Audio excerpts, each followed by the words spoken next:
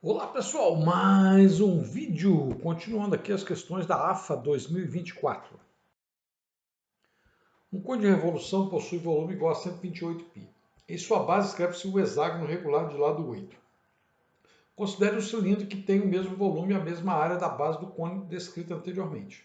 Qual a razão entre a altura do cone e a altura do cilindro nessa ordem? Bom, pegando aqui o volume do cone. O volume do cone é πr ao quadrado vezes h sobre 3. Por que o R é 8? Ora, porque se eu conseguir escrever um hexágono regular numa circunferência, né, o lado do hexágono é exatamente o raio da circunferência. Daí temos, simplificando, temos isso, logo o H vai valer 6, o H do cone. Agora vamos pegar aqui o cilindro, tem o mesmo volume, veja, tem o mesmo volume, e aí é πr ao quadrado H, então não tem dividido por 3, e aqui continua 8 ao quadrado. Então daí eu vou ter que o H do cilindro é 2. Como ele quer a razão entre as alturas, né? Então eu vou ter 6 sobre 2, que vai dar 3. Considere todos os anagramas que podem ser formados com as letras da palavra excelência, desprezando o acento circunflexo. A probabilidade de se escolher um desses anagramas em que estão agrupadas todas as vogais e todas as consoantes é dada por... Bom, calculando então o total. Se eu tenho 10 letras, né? Então vou ter fatorial de 10 sobre o fatorial das letras que repetem, né? Então, por exemplo, a letra E repete 1, 2, 3, então 3 fatorial. A letra C repete 2 vezes, então 2 fatorial. Vamos deixar dessa jeito, então vamos fazer conta. Agora, as vogais. Eu tenho 1, 2, 3, 4, 5 vogais. Então, fatorial de 5. Como o E repete 3 vezes, sobre o fatorial de 3. As consoantes, eu também tenho 5, porque eram 10 letras, né? 5 são vogais, 5 são consoantes. E tem a letra C, que repete. Aí tem a letra L, a letra N e a letra X. Bom, com isso, o que eu posso fazer agora? Eu posso começar com as vogais e depois as consoantes. Ou posso começar com as consoantes e depois as vogais. Então, eu vou ter o dobro, né? 2 vezes 5 fatorial sobre 3 vezes 5 fatorial sobre 2 fatorial. Então, aqui esse 2 aqui é porque eu posso começar com as vogais e depois começar com as consoantes.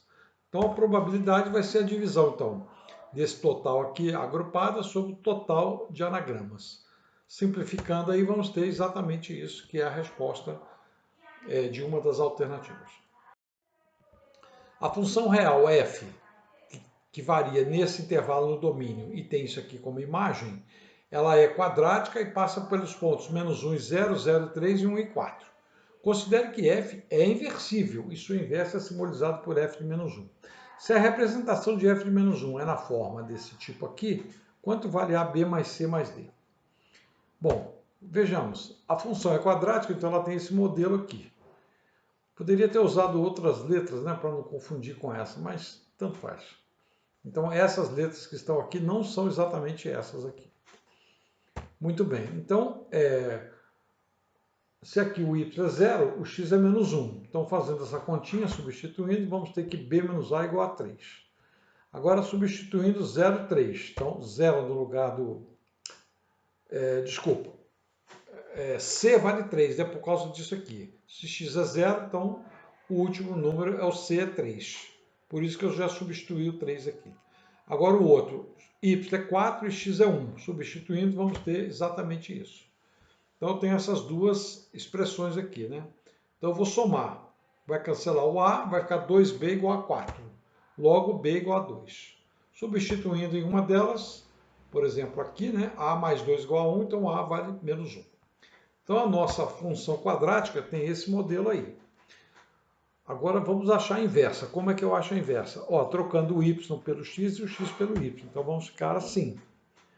Daí, colocando na ordem, fica y ao quadrado menos 2y mais x menos 3 igual a 0. Muito bem. Agora nós temos que calcular o valor do y, né? Então y é igual a 2 mais ou menos 4, que é 2 ao quadrado, menos 4 vezes a vezes c. Então vai dar menos isso aqui. Somando a continha aí, vamos ter 16 menos 4x. Coloca 4 em evidência, aí fica 2 para fora, igual a 4 menos x. Simplificando ali, vamos ter 1 menos raiz de 4 menos x. Por que não o mais? Porque, veja, quando a gente calcular a função inversa, né, então esse cara aqui que vai ser o domínio. Portanto, se esse cara é o domínio, os valores são negativos de y, né? Desculpa, esse aqui vai ser o contradomínio, né? Então, esse aqui vai ser exatamente os valores de y, são esses aqui. Então, eles são negativos, então por isso que eu botei esse menos aqui. Muito bem, fazendo essa continha aí, vamos obter menos 1 menos isso aqui, colocando na ordem para ficar igual aqui. Então, com isso, o A vale 1, o B vale menos 1, o C vale menos 1 e o D vale 4. Então, fazendo essa soma aí, vamos obter 3. Dada a circunferência, é correto afirmar que... Bom, vamos calcular o centro e o raio, né? Então, colocando aqui, ó, esse aqui com esse, dividido por 2, vai dar 3. Então, aqui está, ao quadrado. Mas quando eu fizer o quadrado, vai aparecer mais 9. Então, eu vou tirar menos 9. Aí, aqui, mesma coisa, né? Divido 10 por 2, vai dar 5. Mas quando eu fizer o quadrado, vai dar 25. Então, eu tiro 25. Mais 30 igual a 0. Fazendo essa continha aí, vamos obter isso. Com isso, o nosso centro é 3 e 5 e o raio é 2. Bom, na letra A, ele disse o seguinte, que o ponto, né, 4, 3, né, o ponto 4, 3, ele fica dentro da circunferência, o que é mentira, porque deu maior que o diâmetro. Então, ele está fora, da circunferência. É exterior à circunferência. Letra B, a diagonal do quadrado vai ser o lado, ele falou que é, né? Vezes a raiz de 2. Então, vai dar a raiz de 24. Então, isso quer dizer, então, que a diagonal, raiz de 24, é maior que 4. Isso quer dizer que o quadrado está, a circunferência é interior ao quadrado. O ponto mínimo da circunferência vai ser a partir do centro, né? Então, o centro é 3, então o ponto mínimo continua sendo 3. Portanto, o y do centro é 5, menos o raio, quer dizer, para baixo, então vai dar 3. Logo, o ponto mínimo é 3, 3. Daí a soma vai ser 3 mais 3 igual a 6. Na equação x ao cubo menos 4x2 mais 6 mais x mais 6 igual a 0, uma das raízes é igual à soma das outras duas. Bom, então eu posso escrever exatamente isso. A soma vai dar 4, que é o menos b sobre a, e uma delas é igual à soma das outras duas. Então eu vou falar que x1 é x2 mais x3. Então vai ficar x1 mais x1 igual a 4, daí x1 igual a 2. Então uma raiz é 2. Usando Biot-Ruffini, eu vou ter 1 menos 4, 1 e 6, que são os coeficientes. Vou botar o 2 como raiz, aí deu 0. O que sobrou? X ao quadrado menos 2x menos 3 igual a 0. Então vamos ver quais são as raízes dessa equação aí. Fazendo o Bhaskara, vamos obter isso, daí x1 igual a 3, x3 igual a menos 1. Então, sobre as raízes dessa equação, tenho que uma vale menos 1, a outra vale 2, a outra vale 3. Numa das alternativas, ele fala que o produto é maior que 5. Verdade, o produto das duas maiores é 2 e 3, as duas maiores. Então, 2 vezes 3, 6, 6 é maior que 5, e é essa a alternativa.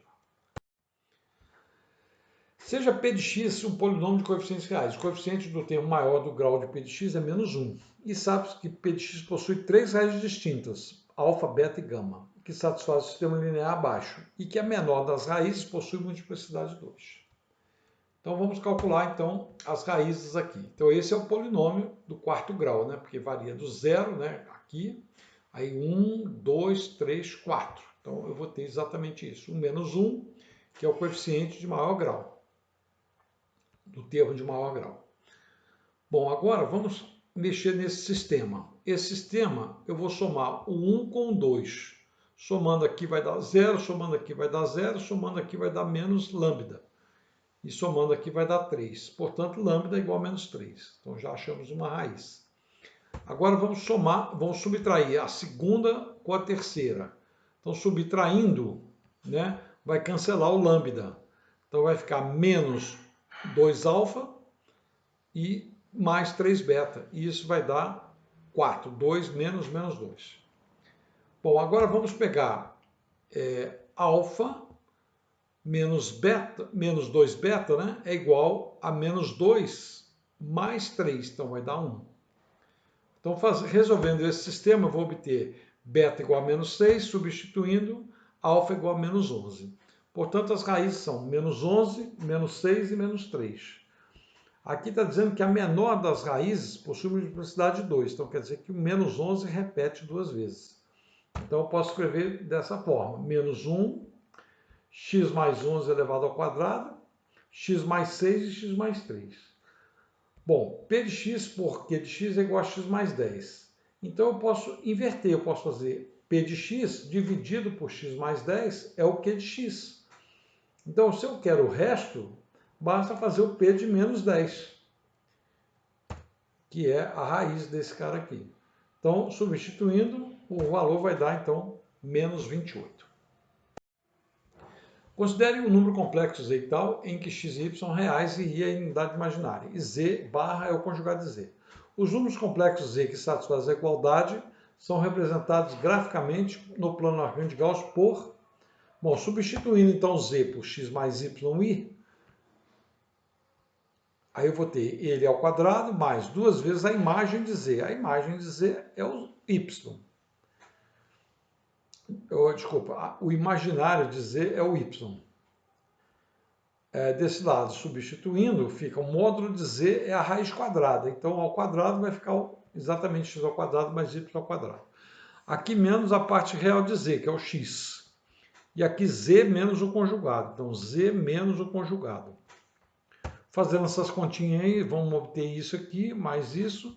Desse lado vai ficar o x mais ao quadrado mais y ao quadrado.